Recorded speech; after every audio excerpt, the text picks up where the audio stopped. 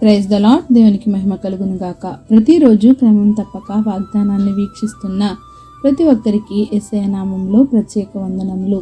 Subscribe చేసుకొని అనేక మందికి షేర్ చేసి దేవుని మాటల ద్వారా బలపరచండి. ఈ దినమునకై ఏర్పాటు చేయబడిన దేవుని వాగ్దానము ద్వితీయోపదేశకాండ గ్రంథము 15వ అధ్యాయము 4వ వచనము. యెహోవా నిన్ను నిశ్చయముగా ఆశీర్వదించును. The Lord thy God giveth thee for an inheritance to possess it. ఈ వాగ్దానం వినుచున్న నీకు ఈ వాగ్దానం ద్వారా దేవుడు నీకు విడుదల ఇస్తున్నాడు. యెహోవా నిన్ను నిశ్చయముగా ఆశీర్వదిస్తున్నాడు. ఇప్పుడైతే దేవుడు నీకు ఆజ్ఞాపించుచున్న ఆజ్ఞలనన్నిటినీ అనుసరించి నడుచుకొనుటకు నీ దేవుడైన యెహోవా మాటను జాగ్రత్తగా వినిన ఎడల మీలో బీదలు ఉండరు.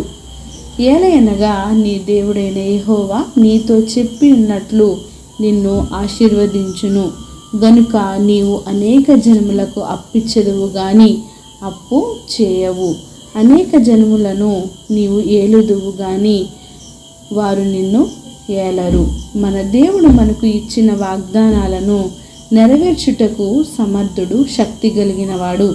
ఎవరైనా మన సహోదరులలో బీదవాడు ఉండిన ఎడల బీదవాడైన నీ సహోదరుని కరుణింపకుండా నీ హృదయమును కఠినపరచుకొనకూడదు.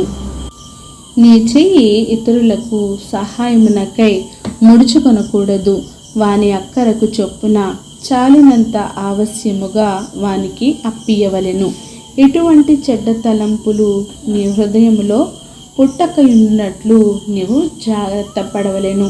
నీ సహోదరుని ఆపద్దినములో నీ సహాయము అందించినప్పుడు నిన్ను గూర్చి వాడొకవేళ యెహోవాకు మొర్రపెట్టిన ఎడల అది నీకు పాపమగును.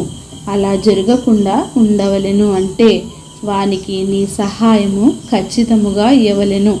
అలా ఇచ్చి మరలా నీ మనసునందు విచారింపకూడదు.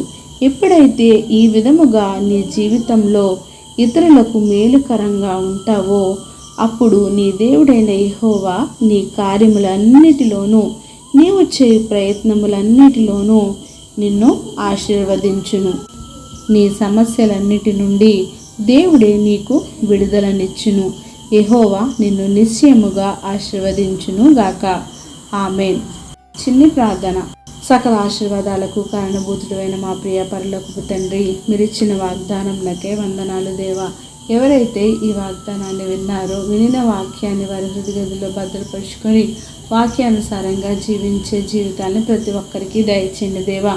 అవును ప్రభువా, మీరు తప్పక నిశ్చయముగా ఆశీర్వదిస్తాను అని సెలవిచ్చిన దేవుడవు, వాగ్దానము చేసిన దేవుడవు.